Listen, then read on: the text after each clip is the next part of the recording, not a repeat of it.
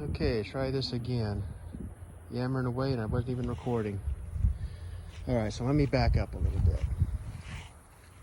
Start here with the moringa trees.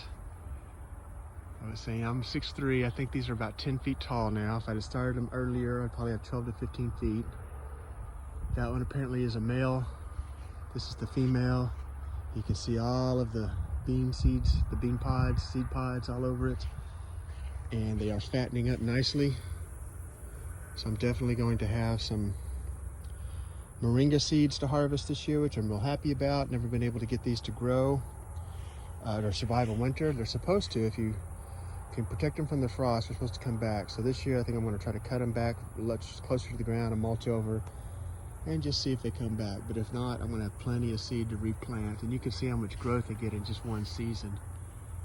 So it's fun just to plant them by seed. Well, I don't remember if I showed this last time. That's where I had the watermelon and the cantaloupe. Cantaloupe was awesome. The watermelons weren't so great. So much for that experiment. Starting a little tent to cover some of the wood pile for the winter. So I always have some dry wood during the rainy stretches. Here I started some ginger in a flat pot with a little lid on it like a greenhouse. I just bought some ginger from the grocery store and it sprouted and I put it out here.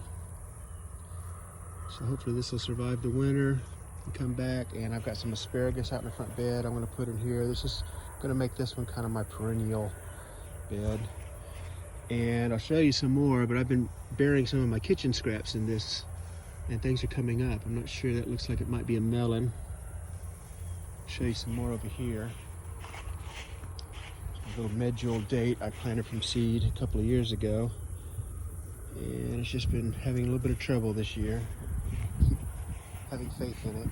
So I've been planting a lot of my kitchen scraps in here, and you can see I got lots of stuff coming up. I've got a tomato there. I think these are tomatoes trying to come up too. Those true leaves are looking a little bit like a tomato. And if that is a tomato, then all of this is going to be tomato too. This looks like a pepper. There's some more tomato coming up. This looks like a melon, probably some cantaloupe. But yeah, I've got a little OXO food scraps bin inside and some biodegradable bags I put in there, and I just fill up. When a bag's full, I come out here, been burying it just to fortify the soil, and things are coming up. And that's always fun. None of this is going to survive the winter, but that's okay. Those squash plants I had down there, all gone. This is the pots that I had the corn in. I had corn over there by the moringa trees. So I kind of refreshed the soil and I planted my beans in here. I've got a couple of different varieties of beans. Bush beans, they're all bush beans. Sweet potato plants are still hanging in there, but I think these are ready to harvest. I know they've been in here more than 105 days. See up here, these peppers have been doing it. These pepperoncini peppers have been making peppers for us. Just a few. Looks like it's getting ready to burst, which I hope I can get a bunch off of this before the season's over, because I really like these and I think I'm going to plant a lot more of these next year early on. I think I planted these a little too late. My purple jalapeno, looks like it's got a couple of buds trying to come on, so I might get a few jalapenos off of that before the season's over. Thai basil was here. It's self-seeded, so I'm letting some of that come up. That stuff's really good when it's young. It tastes just like regular basil, but when it got too tall, too old, it started getting a little bit of an astringent taste to it. Over here, some more kale. This was the bay leaf tree that I ordered off Amazon. It's doing fine. It was out in the full sun this summer. The leaves were burning, but I brought it over here into the shade of the house and it seems to be responding very nicely. Over here, the amaranth is kind of scrawny. The mustard spinach is really getting like a second wind with the cooler weather. So that's nice. We like that. It's flowering that especially. That's good stuff. These banana peppers are still doing pretty darn good. They're showing signs of peeking out. There's still lots of flowers on it. I harvested a bunch about a week ago. Made some dishes. It looks like I'm going to get some more, but they're on their last leg. So I believe it's a Brussels sprouts over there. Over here I had some melons. 2 heirloom melons. I had the banana melon and the tiger melon, and this was just full of both those melons, especially the tiger melon. Pulled all those out. I planted another heirloom melon here. This one's called, I'm trying to pronounce this, Charentia's melon. Let's see what happens with that.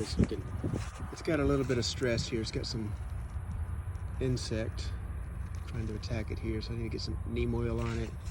It's kind of dirty from the mowing, so I need to give that some loving care. Took all the tomatoes out today. The tomatoes over there and over here, pulled all of those out, turned the soil a little bit. Over here I transplanted my peas that I started indoors, which I'm not going to do again. I planted them indoors in some small pots and they took off. I didn't get them transplanted fast enough. They started growing their vines and sticking together. It was hard to get them out, and pulling them out, you can see like here. See, you see that? Am I in the wrong? Here we go. I bent that one. There's several of them. Like there's another one. I bent it, so I don't know if those are going to survive.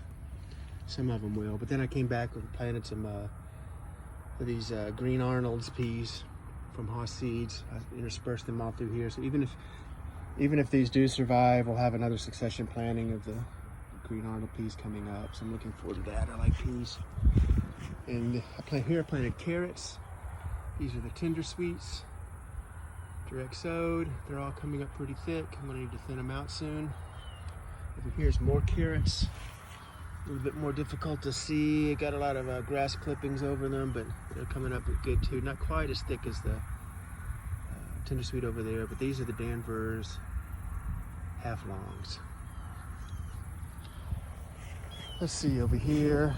I got a hankering for some color a couple of weeks back. I got these mums from Home Depot. Planted them in this pot with this garden soil that I got from the soil and stone place. I'm not sure what the jury's still out on this stuff. The yellow mums seem to be doing really good. The white mums seem to be not doing so good. I know coming from nurseries, these things come up on lots and lots of liquid fertilizer, so I don't know, these things could just be responding, coming off their addiction. But it's really thick. Maybe just some of those early flowers are dying off. There are some good ones coming through. Just not looking quite as good as the yellow ones, but anyway.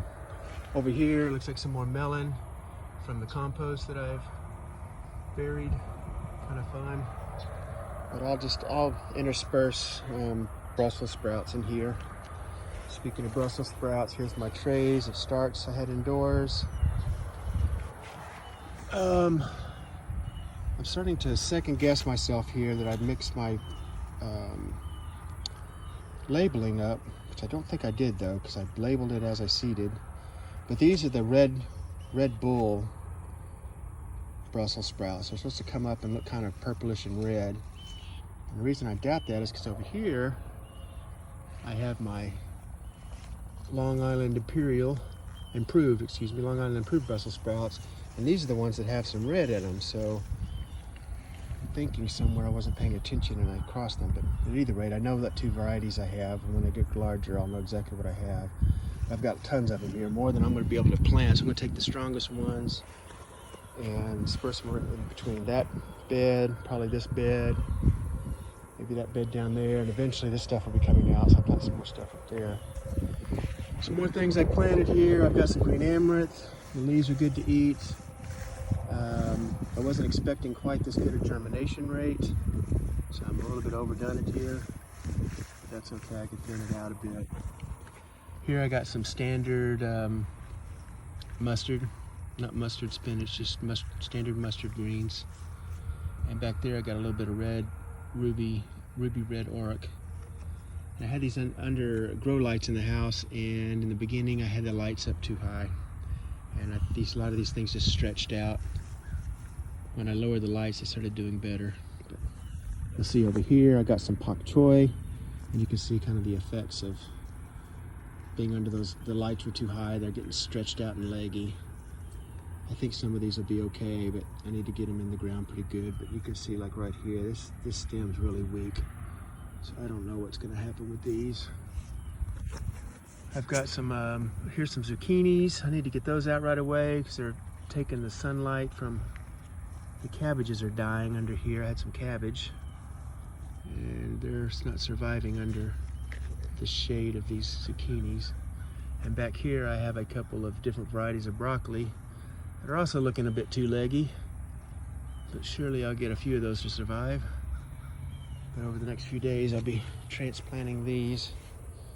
I'll let them sit here for at least a day or two and get used to being outside, kind of harden off this cooler weather. But that's about it. Hopefully next time we'll have all of this planted and we'll give you an update on that, see how many of the peas survived, see if the eggplant and the peppers are still here, and what's going to happen through the fall and through the winter. We will see. Did I show the beans? I don't remember. Those pots down there are the pots that I had the corn in, and I've got two varieties of bush beans. And I'm covering up the camera, duh. Two varieties of bush beans planted throughout those pots there. And then of course my sweet potatoes, which are, I'm sure, ready for harvest. That'll be a project coming up very soon. Okay, I can't think of anything else. Okay, I guess I'll sign off for now. We'll make another video soon. Bye.